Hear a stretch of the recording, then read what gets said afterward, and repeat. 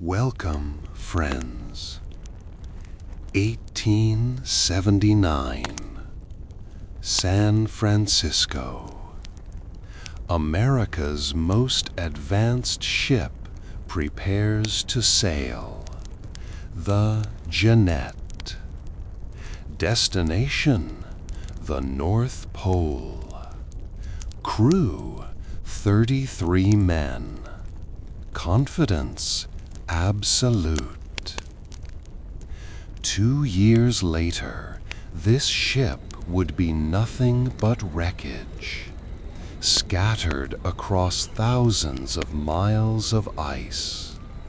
3 years later, most of the crew would join the ice forever. Today, we're examining a systematic failure. How a scientific error, technological hubris, and nature's immense power destroyed an American Arctic expedition. Not from lack of courage, not from poor preparation, from a fundamental misunderstanding of what they faced. But wait. First, get comfortable. Seriously, fix your pillows. Grab your blanket. Now, take a moment to like and subscribe, but only if you genuinely enjoy what I'm doing here. And write in the comments, would you have joined an Arctic expedition on a wooden ship, armed only with Victorian science and faith in technology? Where are you listening from, and what time is it? This story is based on Commander George DeLong's journals, survivors' testimonies, and historical records. We're working with documented facts, but also with human decisions that led to tragedy. Let's begin our journey into a world where the best technology met the worst conditions. How do you build a ship for the Arctic if you've never been there? The Jeannette wasn't built for ice. Originally, she was a British gunboat, a warship, designed for rivers and coastal waters.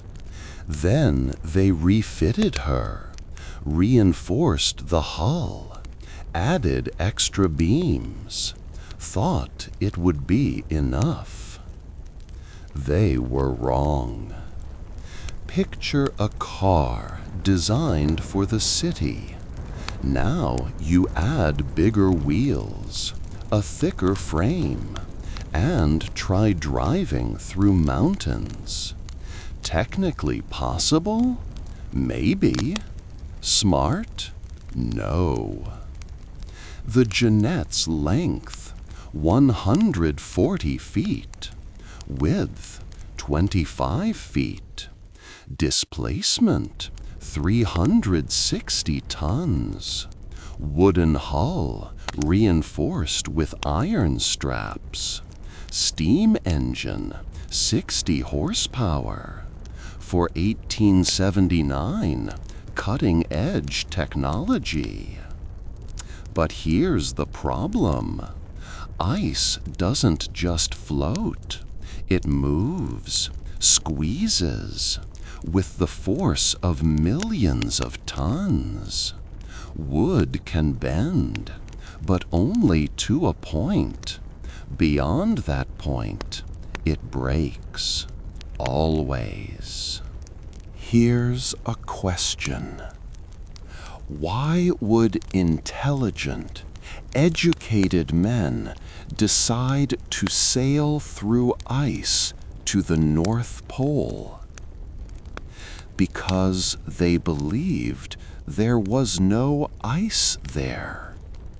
Seriously, the leading scientific theory of the 1870s claimed, beyond the Arctic ice belt lies an open, warm polar sea.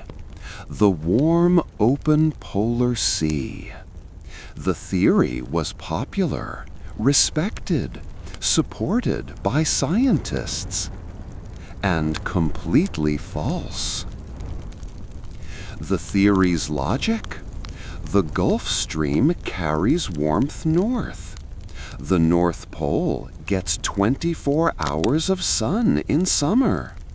Therefore, ice must melt. Beyond the thick ice belt must be open water, perhaps even lands, islands, new territories. It's like believing if you dig deep enough, you'll find paradise. There's logic, but reality is different. DeLong, the expedition commander, didn't invent this theory. He believed it, as did his sponsor, James Gordon Bennett, the newspaper magnate who funded the search for Livingstone in Africa. Bennett wanted sensation. DeLong wanted glory. Science wanted confirmation. The plan was simple. Sail through the Bering Strait. Break through ice near Siberia. Find the open sea. Reach the pole. Return as heroes.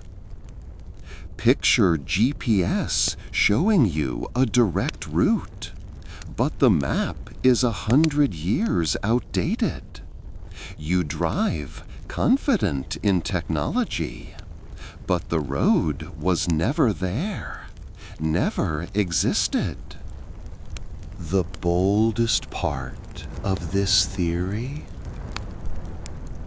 It ignored all evidence from hunters and explorers who'd actually been to the Arctic. The Inuit could have told them, beyond ice is more ice, always. But who cared about savages' opinions? Science knew better. At least, that's what they thought in San Francisco and Washington, sitting in warm offices. The smell of this error? Printer's ink from scientific journals. Cigar smoke in scholars' offices. Confidence that humanity knows more than nature is willing to show. But confidence shatters quickly when it meets reality. September 1879. The Jeannette became trapped in ice near Siberia. Not a problem, they thought. We'll wait until spring. The ice will melt. It didn't melt. Instead, the ice began moving, slowly, inevitably, squeezing the ship like a giant hand closing into a fist.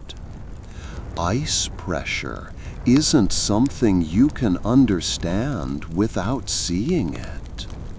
Picture millions of tons of frozen water moving. Ice chunks 6 to 10 feet thick. They push against each other, rise, form ridges 30 feet high. and your ship is between them, wooden, with iron straps, starting to creak. The sound of a ship being crushed. First, quiet cracking, like someone snapping twigs. Then louder, like a tree falling in forest. Then explosions, beams breaking inside the hull. It sounds like cannon fire. The crew tried to save the ship. They cut ice around it, used explosives, tried to create a channel to reduce pressure. It's like trying to dig a car out from an avalanche with a shovel, while the avalanche keeps coming. Months. They fought for months, pumped water from the hold, patched leaks, reinforced beams from inside. But the ice didn't stop. It moved by its own laws. Sometimes it eased pressure. Sometimes it increased, unpredictably. DeLong kept a journal. Every day, ice pressure increased. Ship listed 5 degrees. Water coming in faster than we can pump. The entries became shorter, colder. One detail makes it worse.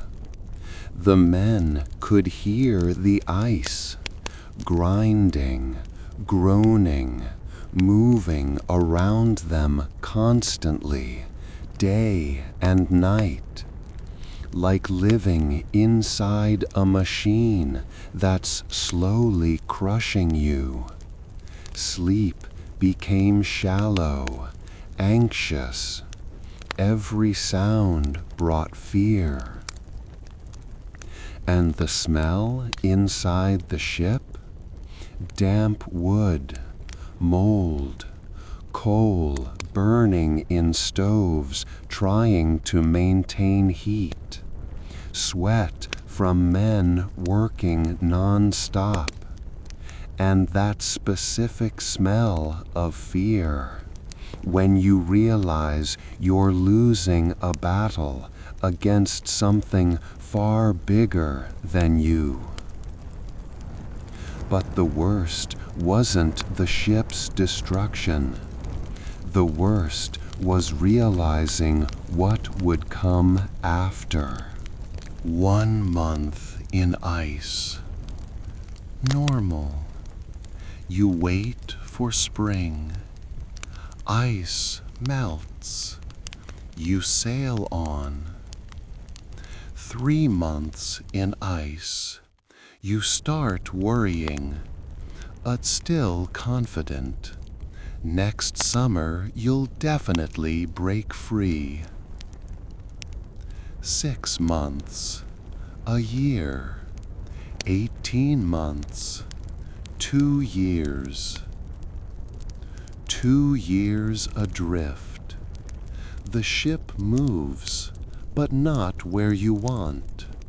Ice carries you, slowly, sometimes north, sometimes south, sometimes in circles. You don't control direction, you just float. Picture being stuck in an elevator for a month.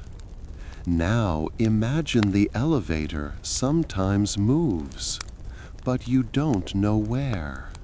and you can't get out. 2 years.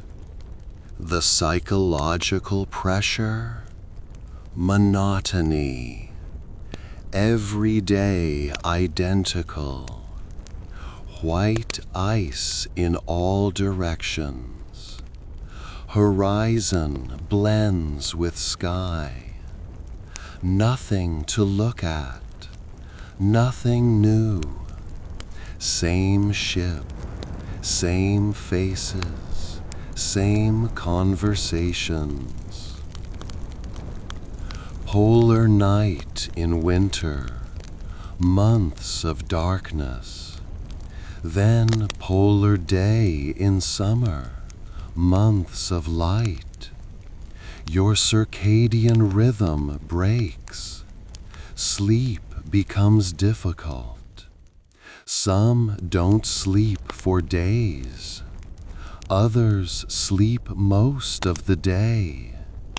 The body doesn't understand when it's day, when it's night.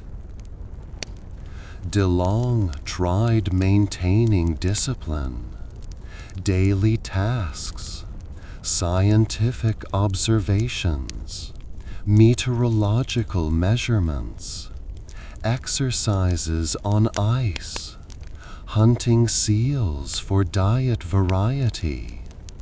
But even the best intentions don't save you from the feeling of futility when you realize you're not moving toward a goal, just drifting. Conflicts started over small things. Someone ate too loudly. Someone took another seat at the table. Someone forgot to wash their bowl. Things that mean nothing in normal life here became reasons for fights. Because you can't solve other problems, but these you can yell about. After a year in ice, the smell, unwashed bodies. 33 men who haven't laundered clothes in months.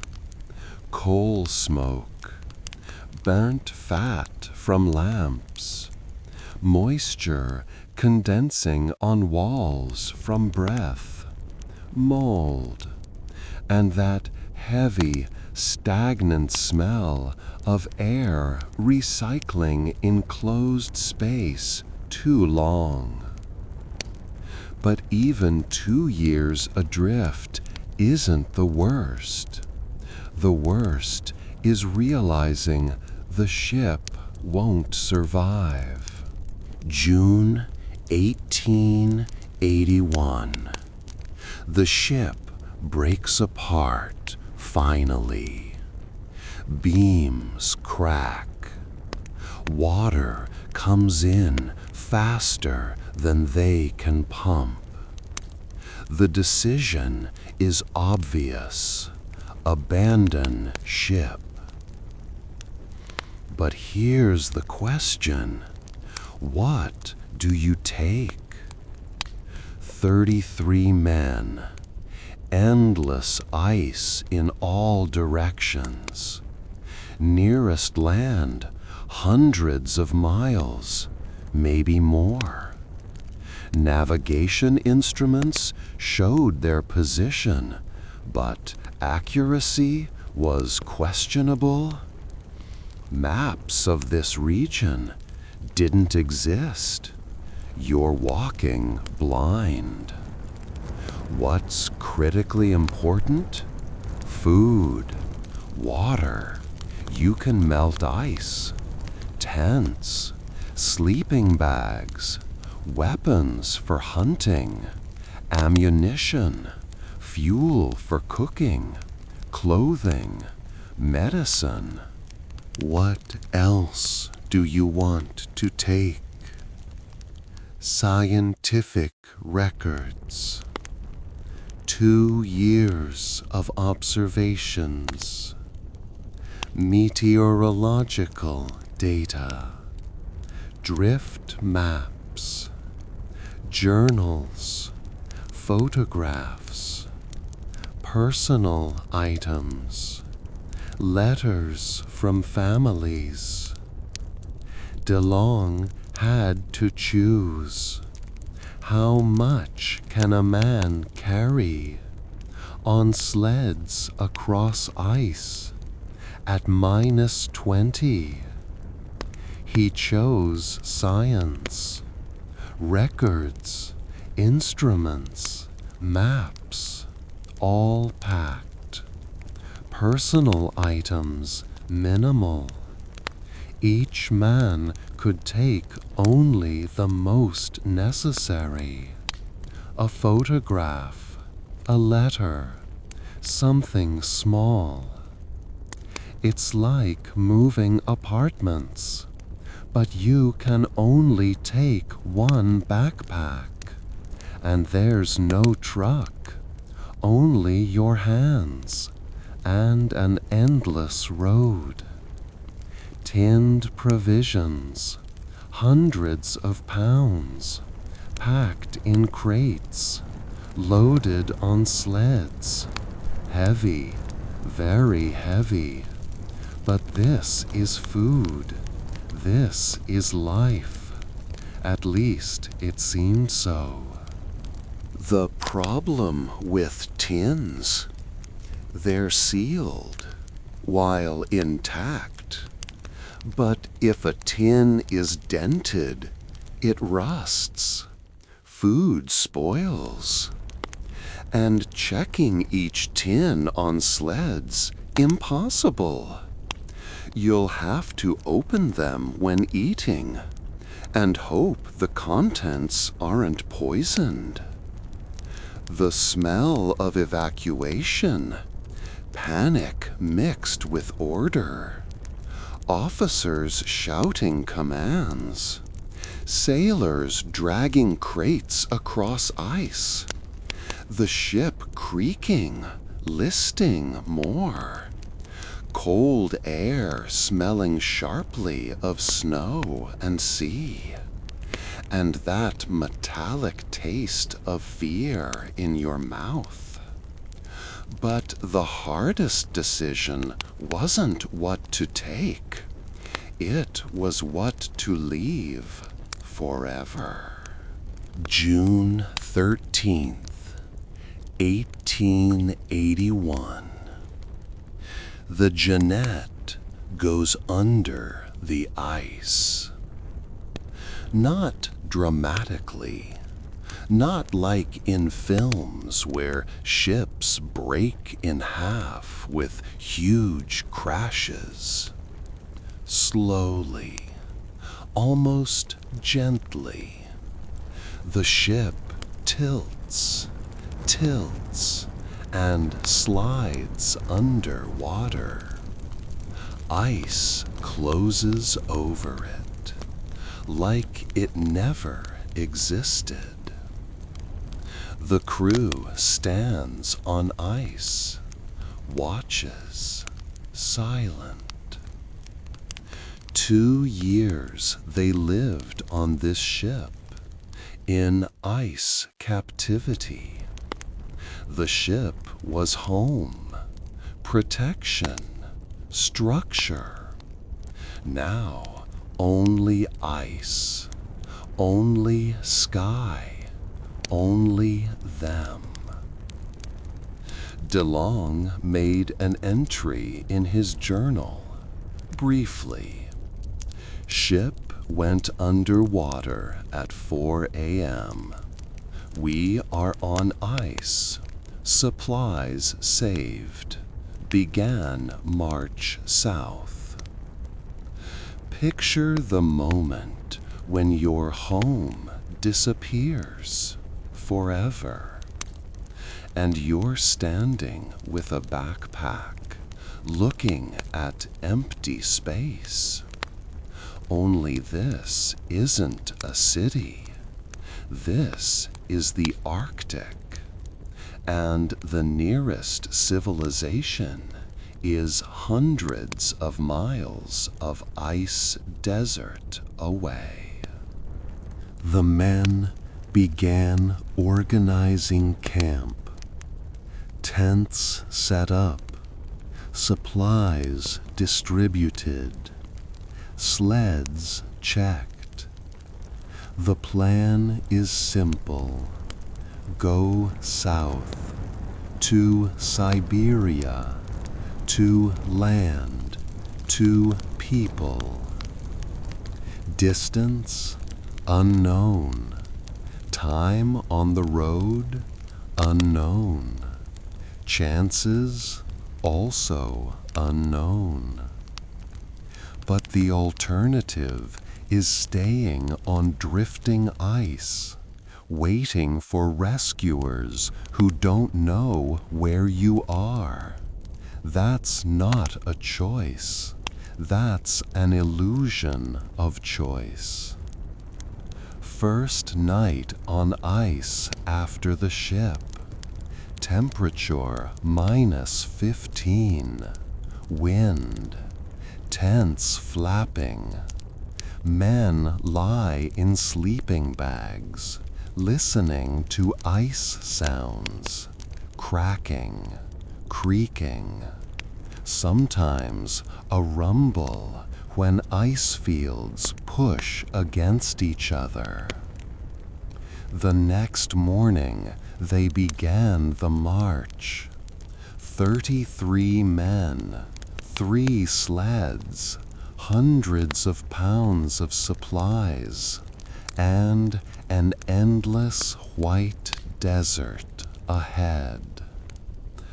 How do you find your way home when there's only ice around? No landmarks, no roads, no maps. Sextant, chronometer, compass, Victorian-era instruments, technically capable of determining your position if the sky is clear, if your hands don't tremble from cold, if the instruments haven't frozen. DeLong measured position daily, when he could. Summer sun gave a reference point. Stars at night, too. But clouds made navigation impossible. You just walk, hoping the direction is right. The problem with ice navigation, ice moves. You walk south. Overnight, the ice drifts north. Morning finds you where you were yesterday, or farther north. It's like running on a treadmill that moves backward. The compass showed south, but magnetic pole in high latitudes is unreliable. The needle wavered, sometimes showed strange directions. Trust it completely? Risky. Visual landmarks? None. Ice looks the same. White, flat. Sometimes ice ridges, but they're not static. Today a ridge is here, tomorrow gone. A new one grew somewhere else. DeLong's entries became telegraphic. Walked 5 miles. Measurement shows we're 2 miles north of yesterday. Frustration palpable even in dry numbers. The psychology of blind marching. You wake up, drag sleds for hours, make camp, measure position, learn you advanced a mile or went backward, sleep, repeat tomorrow. But navigation isn't the biggest problem. The biggest problem is the weight of what you're dragging.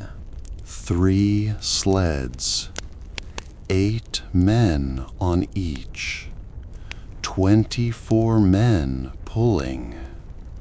The rest walk alongside, help through difficult sections. Weight of each sled? About 1,500 pounds. On ice, no wheels, only wooden runners and human strength. It's like dragging a car by hand through snow for hours. Why are sleds so heavy? Because DeLong couldn't decide what to leave. Scientific instruments? Critical. Food? Needed for survival. Tents? Without them, you freeze. Weapons? Without hunting, you won't last. Result? Sleds loaded to the limit and beyond. 19th century Arctic expeditions made this mistake again and again. They took everything, just in case. British expeditions dragged silver cutlery, tea sets, libraries of books, Victorian comfort on drifting ice. The Jeannette was slightly smarter, but not much. They took scientific records, crates of instruments, spare clothing, things that might be needed. Problem? On sleds, every pound is pain, literally. The process? Men harness into straps, wide belts across shoulders and chest. All together, pull, slowly.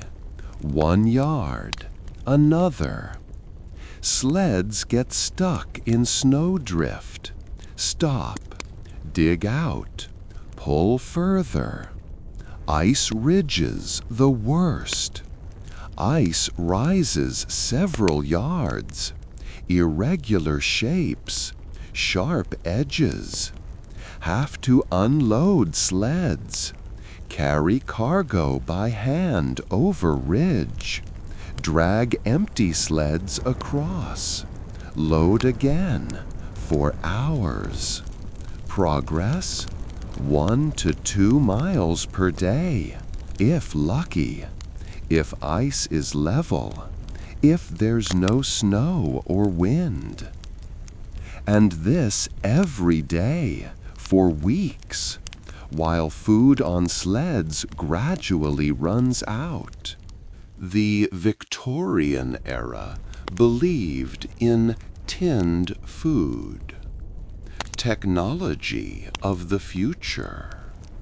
Food preserved for years, perfect for expeditions.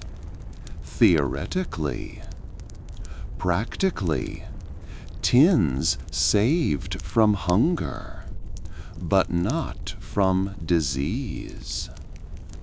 Typical Jeannette rations: tinned meat, tinned vegetables, hardtack, tea, sugar, sometimes pemmican, dried meat with fat, calorifically sufficient, nutritionally almost.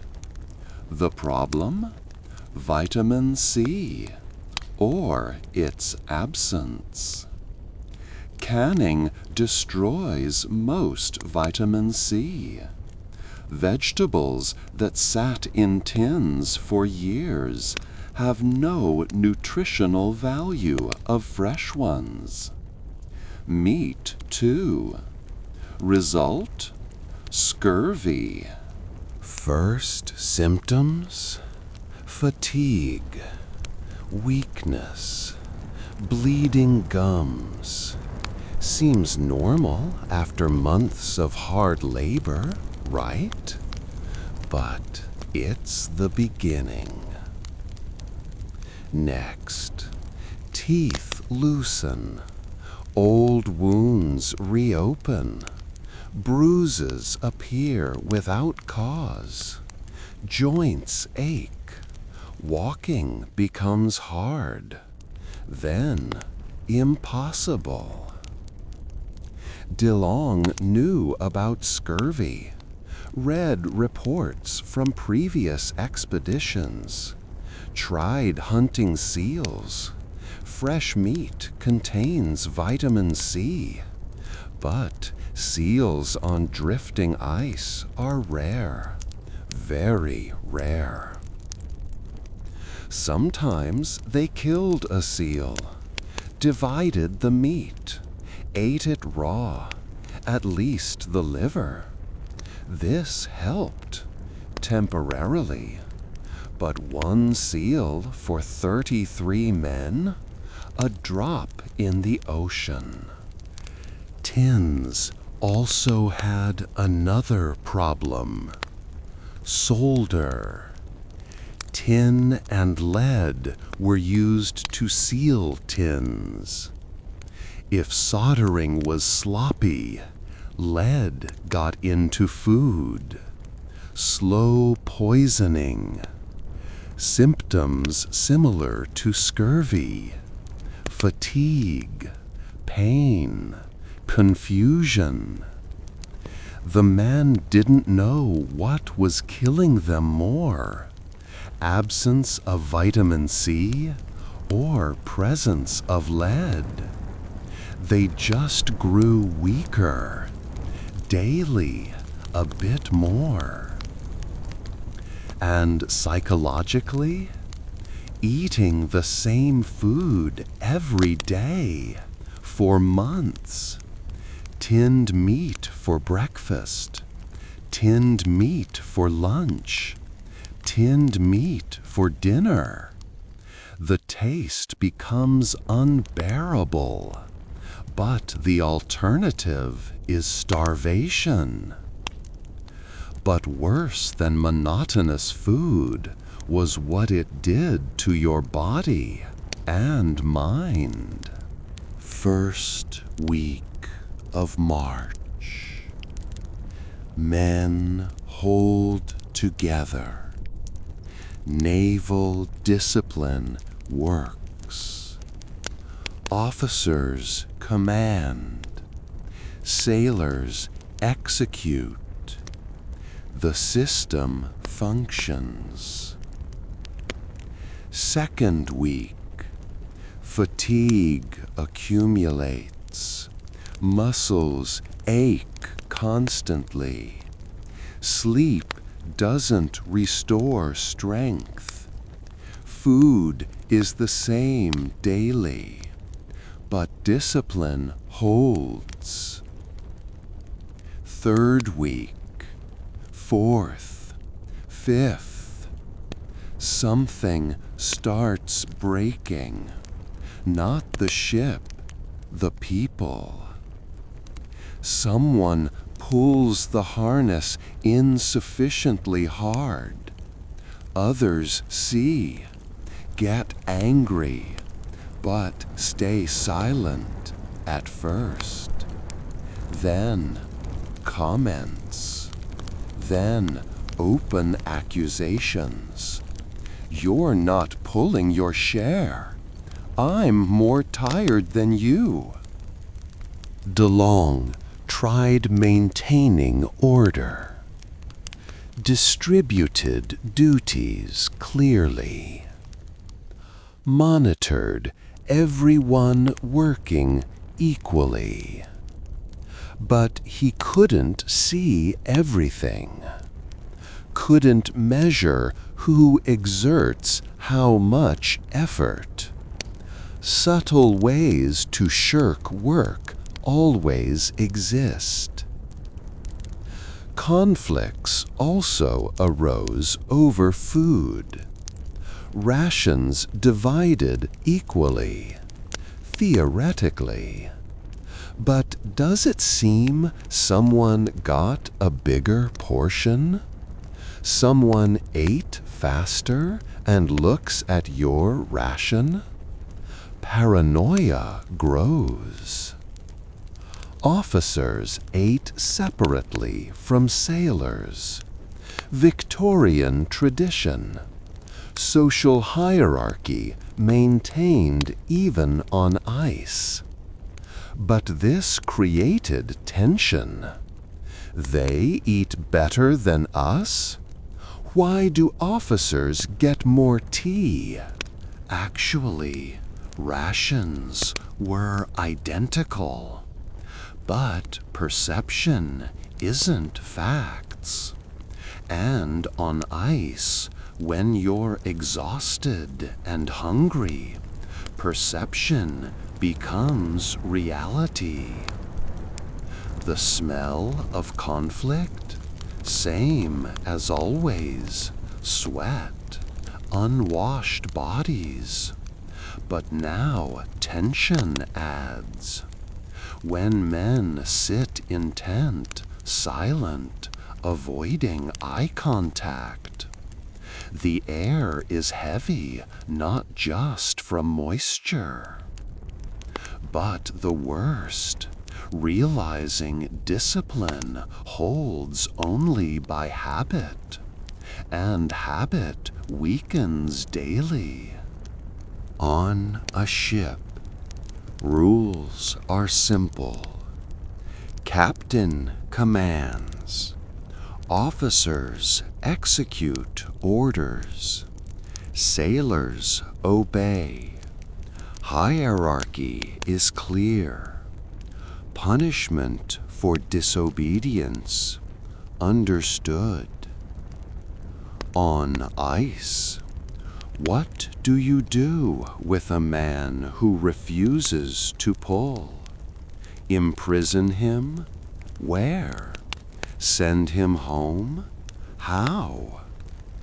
Naval discipline system is built on ship structure, on closed space where escape is impossible, on ability to isolate violators. But when there's no ship, the system starts failing. DeLong faced this quickly. One sailor claimed he was too weak to pull, sick. DeLong ordered him to walk alongside, help other ways. The sailor complied, but slowly, demonstratively. Punish him? How? Reduce rations? Then the man becomes even weaker. Harsh punishment? Beating? That lowers everyone's morale. Ignore? That shows orders can be disobeyed. DeLong chose public reprimand, gathered everyone, spoke about duty, honor, group survival. It worked temporarily, but he set precedent, verbal punishment instead of real consequences. Gradually, men understood different rules here. Here, survival matters more than subordination. If someone truly can't pull, forcing is impossible. This isn't mutiny, it's evolution. From rigid naval discipline to flexible survival logic. Who's stronger pulls more. Who's weaker pulls less. Fair? No. Functional? More or less. But such a system has a price. It destroys role clarity. Officers still give orders, but their power now depends on respect, not rank. And respect runs low when everyone's hungry and exhausted. And this change makes the group more vulnerable to the next threat. You walk south for hours, make camp, fall asleep exhausted, wake up, and the ice carried you north, backward, sometimes farther than you walked yesterday. This isn't metaphor. This is drifting ice reality.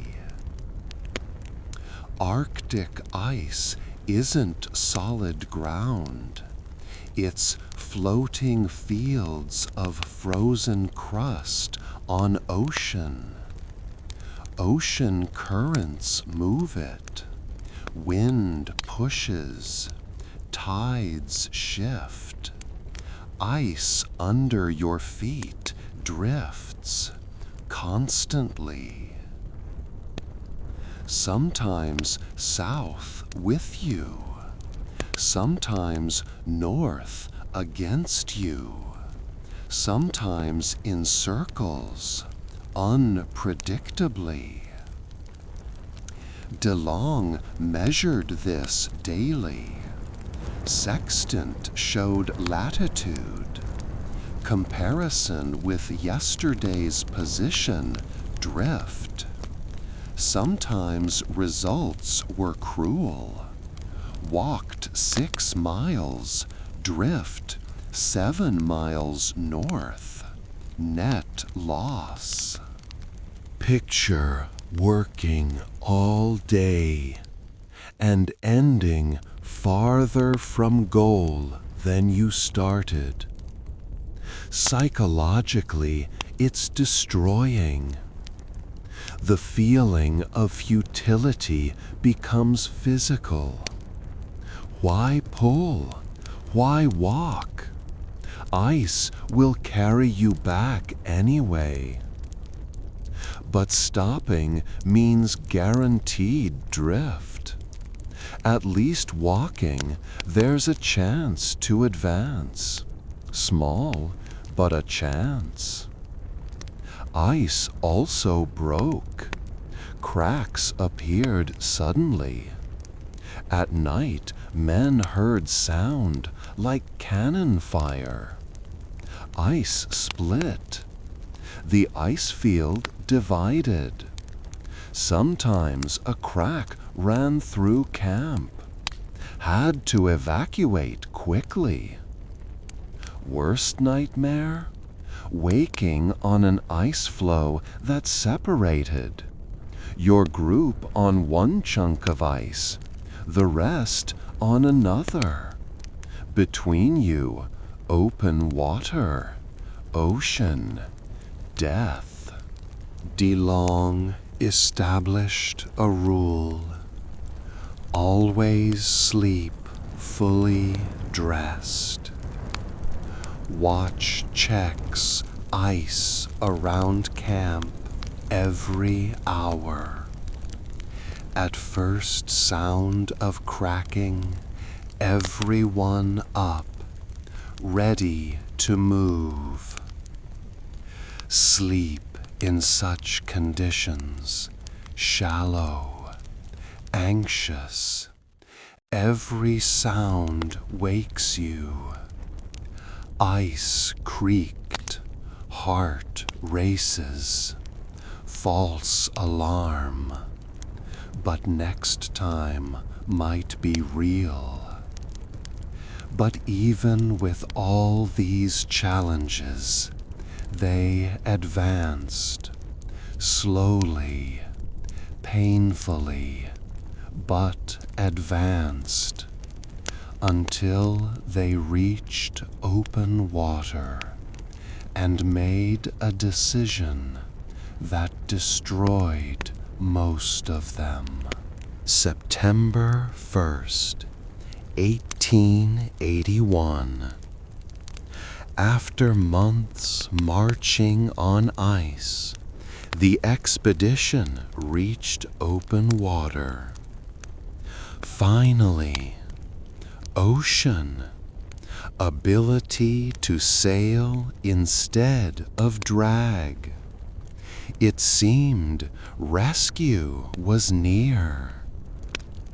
They had 3 whaleboats, saved from the Jeannette, wooden, sturdy. Each could carry about 12 men with supplies. DeLong gathered officer council. The question is simple: stay together or divide? Arguments for unity, safety in numbers. If one boat is damaged, others help. If someone gets lost, the rest find them. Group is stronger. Arguments for division, speed. 3 small boats are more maneuverable than 1 large convoy. If one sinks, the rest survive. Risks distributed. DeLong chose division. Why? The logic seemed sound. The Lena River Delta is wide. Hundreds of miles of coastline. If boats stay together and miss a settlement, all lose. If they divide, better chances someone finds help. This decision seemed pragmatic, rational, justified. It killed most of them. The 3 boats received assignments. First, under DeLong's command. Second, Engineer Melville. Third, Navigator Chip. Agreement? Try staying within sight. Meet on Siberian shore. The plan fell apart within hours. They sailed, 3 boats, 33 men, separated for the first time in 2 years. This was the beginning of the end. First night in boats. Sea calm. Boats parallel. See each other. All according to plan. Second night. Wind strengthens. Waves grow. Boats drift apart, but still visible. Third night. Storm. Arctic storm in open water, in small wooden boats, isn't adventure. It's survival, minute by minute. Waves 10 feet high. Boat rises on crest. flies down into trough. Water sloshes inside. Men bail. Oars break. Spares are few. DeLong on first boat tried holding course. Compass swings. Sky covered with clouds. No landmarks. You just row, hoping direction is right. Other boats gone. Darkness, rain, waves, visibility a few yards. Where are they? Alive? Sunk? Uncertainty is scarier than storm waves. The storm lasted 2 days. 48 hours of continuous rowing, bailing water, fighting to keep boat from capsizing. When storm subsided, ocean was empty. 3 boats scattered across hundreds of square miles, each alone. DeLong's boat saw shore first, Siberia, Lena Delta. But which part? Where are others? Alive? They shouted, lit signal fires. No response. The division decision seemed smart on paper. In reality, it meant each group now fought alone, without support, without knowing what happened to others, without ability to help or receive help. But the worst was still ahead, because Siberia's shore isn't rescue. It's the beginning of final trial. DeLong's boat landed on wild, uninhabited Lena Delta shore. 14 men, wet, exhausted, but alive. Now find people, settlements, food, help. DeLong studied the map. Approximate, inaccurate. Lena Delta is huge. Hundreds of channels. Uninhabited marshy islands. Settlements exist, but where? Choice? Walk along shore south? Or try crossing Delta directly? DeLong chose the shorter route, straight through Delta. Logic? Saves time, less distance, faster to civilization. Problem? Delta in autumn is a labyrinth.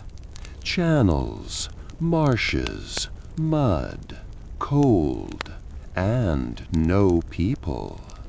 They walked for weeks. Food ran out. First half rations, then quarter, then crumbs. Hunting, few birds, fish too. Autumn in Delta is dead season. Everything that could migrate, migrated. What remained, hid. Men weakened. Scurvy manifested fully. Gums bleeding. Teeth falling out. Legs refusing to walk. One by one, men fell, couldn't rise. DeLong left them, not from cruelty, from necessity. Taking the weak means slowing everyone.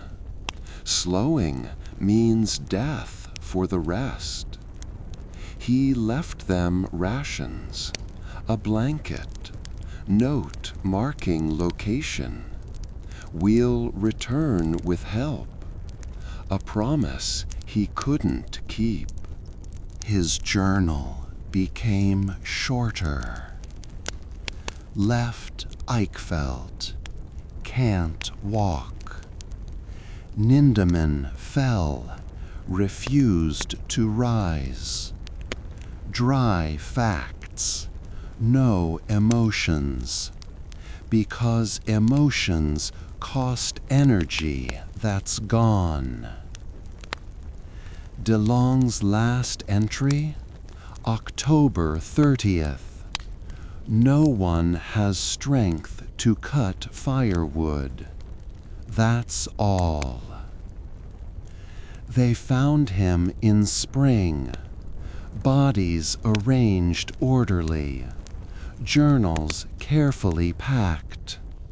Even before the very end, he maintained discipline, recorded, documented, performed duty to last breath. But one group survived? Why?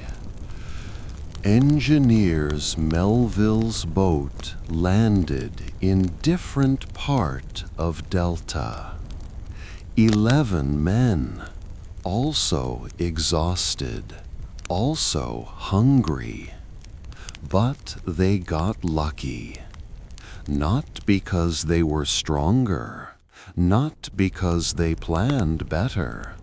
They just got lucky with location. They landed closer to settlement. Within days of march, met Tungus people, indigenous population, reindeer herders. Tungus didn't understand English. Melville didn't understand their language. But hunger is universal language. Exhausted faces, staggering steps, pleading gestures. Tungus gave food, reindeer meat, fish, warm skins, led them to nearest settlement with Russian officials. Melville immediately organized search expedition, hired guides, took dogs, food, warm clothing, returned searching for other groups. He found DeLong's bodies in spring, frozen, arranged, journals intact. He cried reading Commander's last entries. Why did Melville survive and DeLong didn't? Not through better skills. DeLong was experienced polar explorer. Melville, engineer, Arctic novice. The difference, 30 miles of coastline. DeLong landed in uninhabited zone. Melville, closer to settlement. Pure chance. Melville understood this. His reports are modest, no heroics. We were lucky to meet Tungus. Without them, we'd have joined DeLong. He also organized search for third boat, Chip's boat. Searched for months, questioned locals, checked every Delta channel. Nothing. Chip's boat vanished, without trace. Navigator Chip's boat, 8 men, smallest group. What happened to them? Nobody knows exactly. Their bodies weren't found. Boat wasn't found. No journals, no traces. Complete disappearance. Theories? Many. Theory 1. Boat sank during storm. Capsized. All drowned. Ocean took bodies. Simplest explanation. Possibly correct. Theory 2. They landed ashore, but in worst place. Froze faster than others. Bodies scattered across uninhabited tundra. Nobody searched there thoroughly enough. Theory 3. Panic. Storm separated them from others. Chip, navigator, lost bearings. Led group wrong way. They got lost in delta. Went inland instead of along shore. Died deep in tundra. Which is correct? Unknown. Maybe we'll never know. But there's a fact. Chip's group was smallest. 8 men. Fewer hands for rowing. Fewer people to stay afloat during storm. Fewer eyes for finding landmarks. DeLong's decision to divide expedition into 3 parts meant smallest group most vulnerable. They lost battle with ocean or tundra first. Picture vanishing without trace.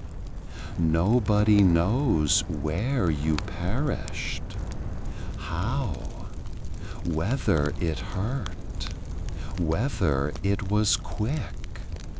Your families wait for news, for months, years, never learn truth.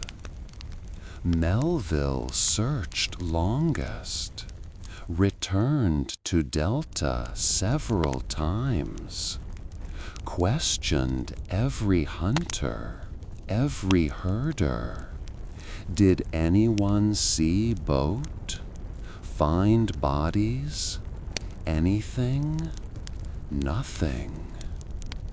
Tungus and Yakuts, indigenous peoples of Siberia, reindeer herders, hunters, fishermen. They didn't know about Jeannette, hadn't heard of American expedition, didn't understand why white people wander their lands in winter. But they helped. Why? Not for money. Melville initially had nothing to pay with. Not from orders. Russian authority was far away. From simple human understanding. Someone is dying from cold and hunger. Must help. Tungus shared food, reindeer, fish, game. They themselves lived modestly. Siberian winter is harsh for everyone, but they shared. They gave clothing, skins, fur, taught how to dress properly for frost. DeLong and his men wore Victorian Arctic clothing, wool sweaters, canvas jackets, technologically advanced, practically insufficient. Tungus wore reindeer skins, multi-layered, air cushions between layers. Same technology Inuit used for thousands of years. It worked. Victorian science didn't. Tungus guides led Melville through Delta, showed safe paths, where ice is solid, where channels are, where to find shelter from wind. Without them, Melville wouldn't have found DeLong's bodies, would have searched hopelessly in huge delta. Tungus knew the land, knew where to look. Soft officials in Yakutsk also helped. Organized official search parties, provided dogs, sleds, supplies, sent telegrams to Petersburg, then to Washington. The world learned of disaster. The irony is bitter. America's most advanced ship, Victorian technologies, scientific theories, all lost to Arctic. But survivors were saved by people Victorians called primitive, people without education, but with land knowledge. Melville acknowledged this in reports. Without local population help, none of us would survive. We came as explorers, remained as students. But even rescue didn't erase questions. Was it worth it? Did goal justify sacrifice? And what remained after tragedy? DeLong kept journal to the end, even when hands trembled, even when eyes barely saw. A naval officer performs duty, documents, records. First entries after ship, detailed. Walked 5 miles, temperature -12, ice stable. Facts, numbers, observations. Month on ice, entries shorten. Advanced 3 miles, exhausted. Fewer details, more exhaustion. 2 months, after storm, in Delta. Food for 3 days, hunting unsuccessful. Sentences cut, energy saved even on writing. Last week of October, entries become telegrams. Left Eichfeldt, won't walk. Nindemann fell, no food. October 30th, 1881. Final entry. No one has strength to cut firewood. Period. Everything. Melville found journal in spring. Pages preserved by cold. Handwriting became shakier each day. Last lines barely readable. Hand trembled so much, letters blurred. But entries accurate. Dates, coordinates, names. Even dying, DeLong thought about those who'd come after, about history, about science. The psychology of these entries? DeLong remained officer to end, refused admitting defeat in words, recorded facts, not conclusions, didn't write "we're dying," wrote "can't cut firewood." Difference subtle, but important for man clinging to structure when everything else collapsed. Melville collected all journals, personal items, delivered to families, gave DeLong's mother final journal personally. She read, cried quietly, then said he always performed duty to the end. But journals aren't only testimony. Bodies also told story. They found DeLong's group bodies arranged orderly, covered with fabric, journals nearby. Even before death, discipline.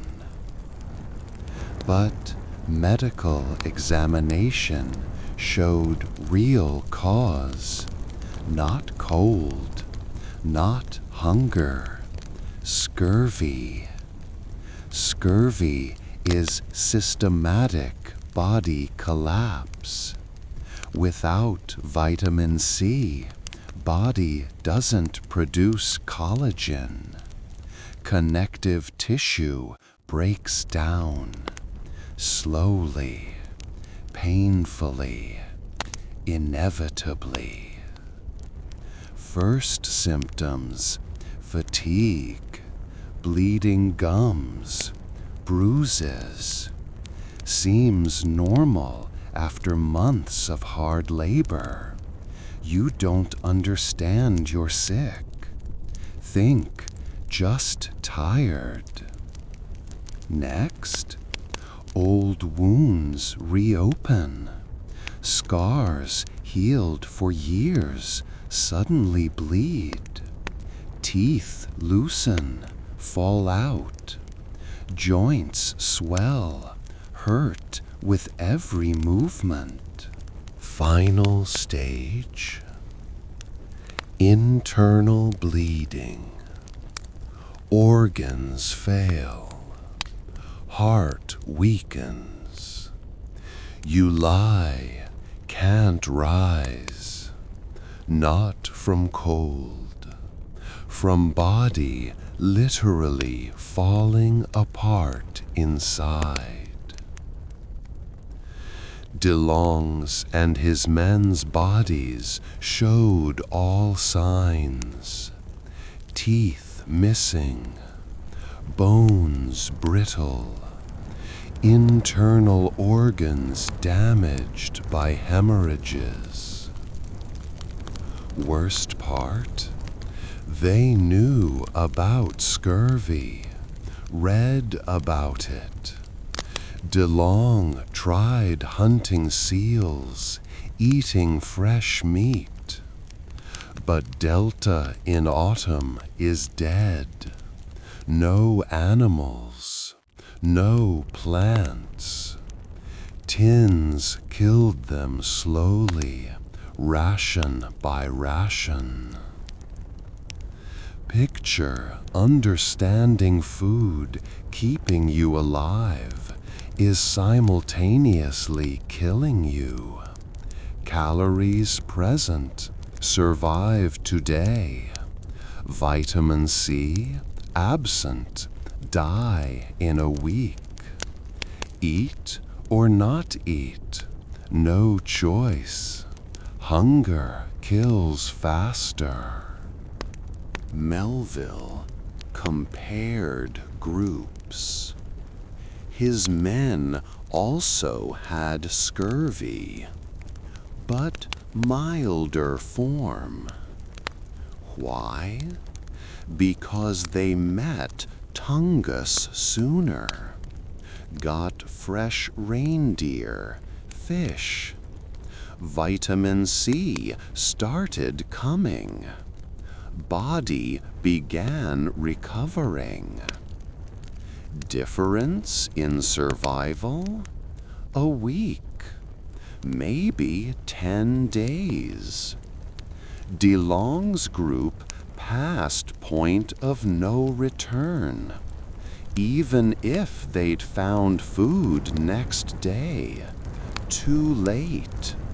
Bodies already breaking down irreversibly. Medical reports were merciless.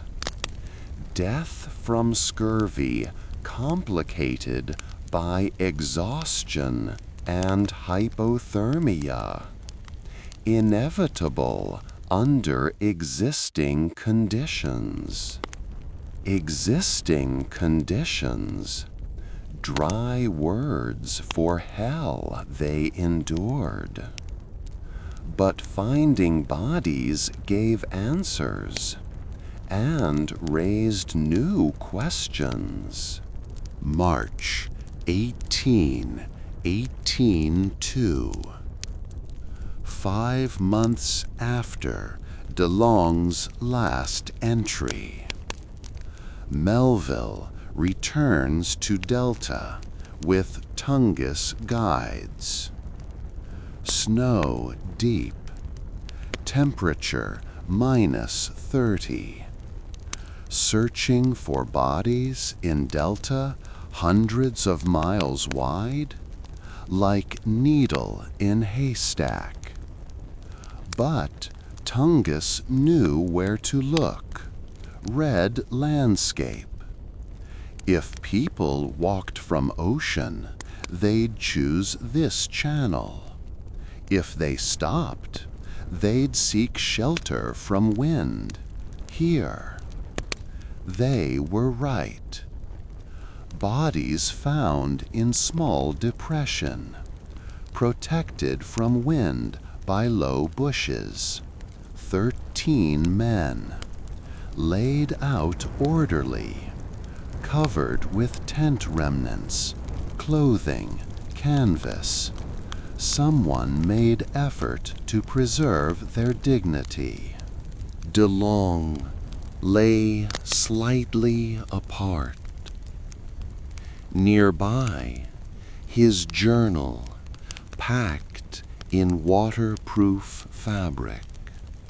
Navigation instruments, maps, everything neatly folded. Melville stood silent, then dropped to knees, cried. First time in months, didn't hold back. Expedition exhumed bodies, identified each, recorded condition, position, items nearby, scientific work. But Melville did it with trembling hands. Orderly arrangement of bodies told story. Even in final days, someone maintained command, organized camp, cared for weak, recorded events. Probably DeLong himself. While he could move, he performed duty. When he couldn't, passed to someone else. Structure held them to end. This contrasted with other Arctic disasters. Franklin expedition, bodies scattered, signs of panic, cannibalism. Jeannette, even in death, preserved order. Why does this matter? Because it shows they didn't give up, didn't fall into chaos, fought for survival, for discipline, for records to last breath. Lost not from weakness, from circumstances stronger than any will. Bodies transported to Yakutsk, then by ship to America. Funeral in San Francisco was national mourning. Thousands of people, military honors. President sent wreath. But expedition's most important testimony wasn't found in Delta. Ocean brought it. 1884. 3 years after Jeannette sinking. Greenland. Opposite side of Arctic. Inuit find wreckage on shore. Wooden beams. Ship parts. One carved USS Jeannette. How did wreckage from Siberia reach Greenland? Drift. Trans-Arctic drift. Ice fields carried wreckage across entire Arctic Ocean. From Siberia, through Pole, to Greenland. Thousands of miles in 3 years. This was sensation. Not because they found ship wreckage, because it proved trans-Arctic current existence. Theory debated for decades. Ice moves constantly, predictably, from Siberia to Greenland. If you place object on ice near Siberia, it will drift through Pole to Atlantic. Norgen's explorer Fridtjof Nansen read about this, understood significance, built ship Fram, specially for freezing in ice, let it drift, survived, proved theory definitively. Fram succeeded thanks to Jeannette. Nansen studied DeLong's mistakes, built ship with rounded hull, Ice pushed it upward, didn't squeeze. Took fewer people, fewer risks. Planned for drift, didn't fight it. Bitter irony. Jeannette failed, but her failure taught others how to succeed. DeLong wanted glory, discovery, pole, got tragedy. But his expedition gave science more than any triumph, proved current existence, showed what not to do, saved future lives. Jeannette wreckage preserved in museums, navigation instruments, journals, photographs, testimony of expedition that lost battle but won war for knowledge.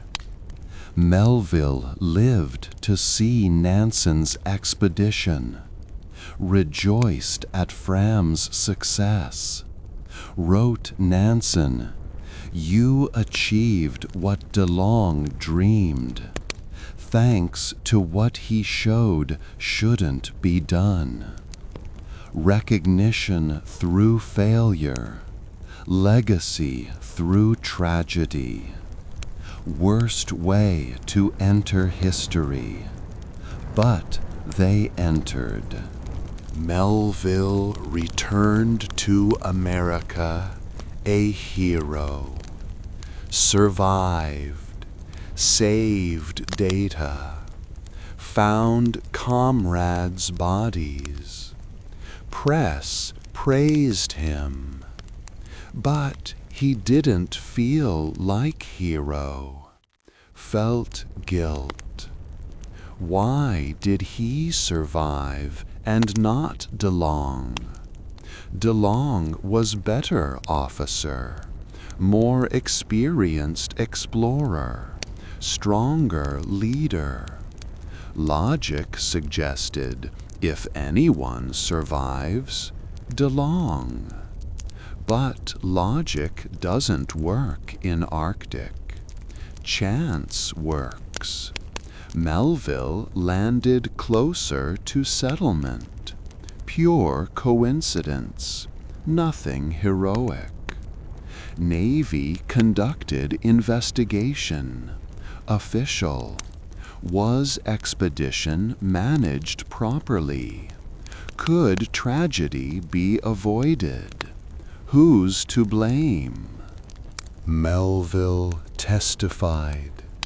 Hours, days, described every DeLong decision in detail, defended Commander. He did everything right under existing circumstances. He's not to blame.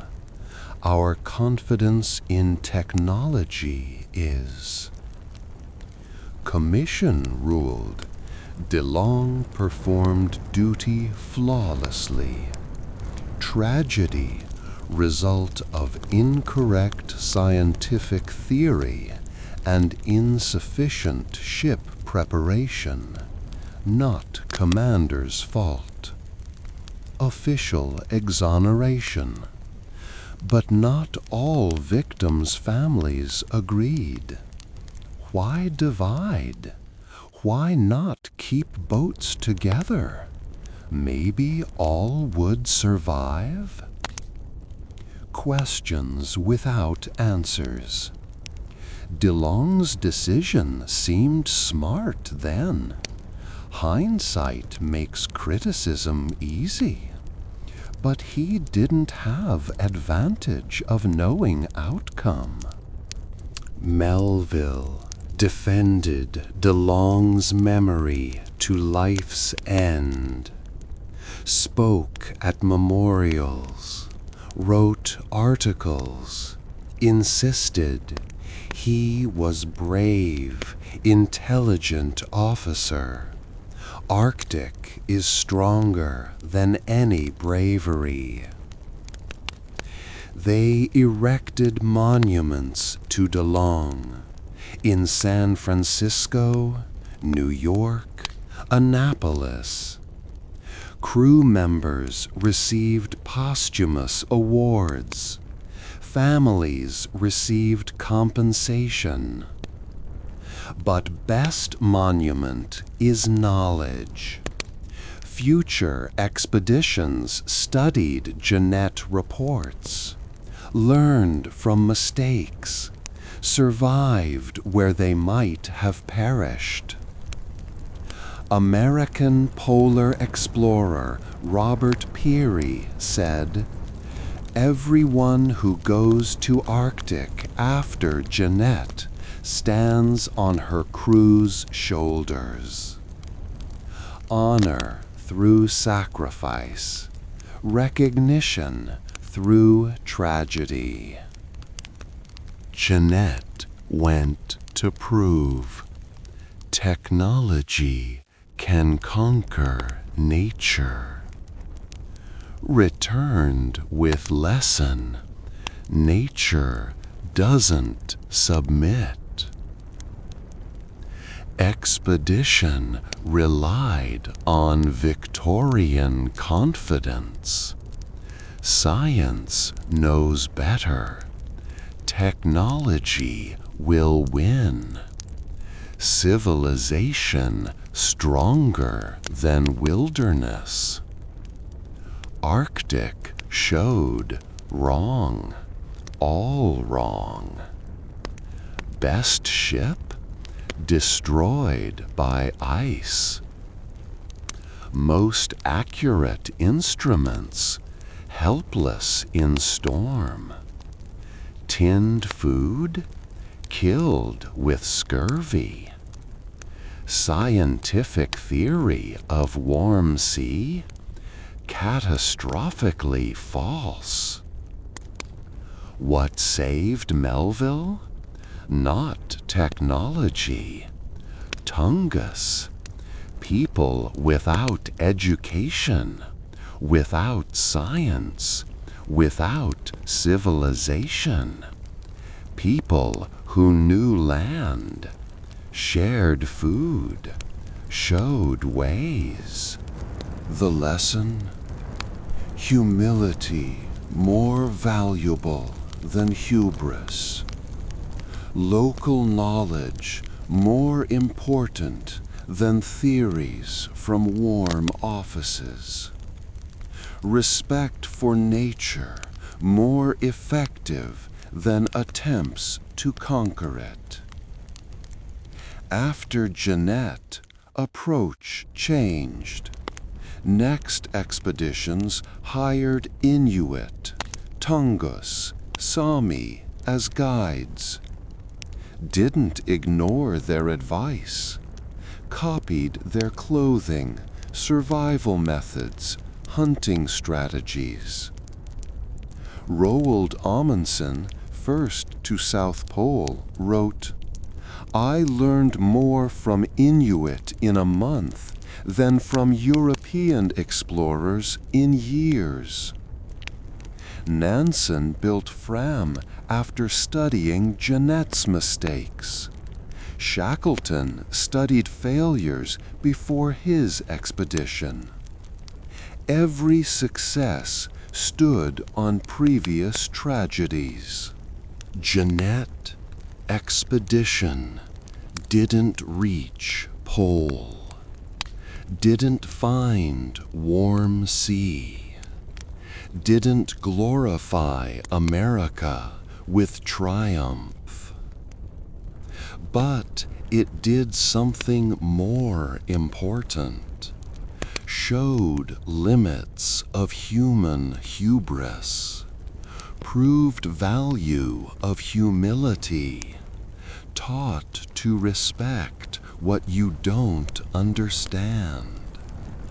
33 men went to prove civilization's superiority. 12 returned, understanding its limits. Perhaps that's most valuable lesson any expedition can give. We've come a long way. From Jeannette in San Francisco to Lena Delta. From confidence to tragedy. From technology to humility. DeLong's expedition lost. Most crew joined ice. Ship sank. Goal unachieved. But in this loss is knowledge victory. Wreckage proved trans-Arctic current. Journals showed polar survival reality. Mistakes taught future generations not to repeat them. Jeannette wasn't last Arctic tragedy, but she changed approach. After her, explorers began listening to indigenous peoples, copying their technologies, respecting nature instead of trying to conquer. DeLong dreamed of glory, got immortality of different kind, not as victor, as teacher. His mistakes saved more lives than his triumph would have. Melville lived another 30 years, became admiral, but most often spoke not about career, about comrades left on ice, about Tungus who saved his life, about lesson that Arctic isn't enemy to conquer, environment to respect. Today we have technologies DeLong didn't dream of. Satellites, radio, icebreakers, GPS. But principle remains. Nature is stronger. Hubris kills. Humility saves. Perhaps Jeannette's most valuable lesson isn't in navigation details or ship construction, but in simple understanding. We're part of nature, not its masters. Now, as you lie in warm bed, in heated room, far from ice and cold, maybe you appreciate this a bit more. Understand comfort isn't right, it's privilege. Result of knowledge gained through previous generations' tragedies. Write in comments, which DeLong decision would you make differently? Would you join Arctic expedition with modern technology? Where are you listening from, and what time is it? Good night, friends. May your dreams be warm, and may we never forget lessons of those who taught us at cost of their own lives.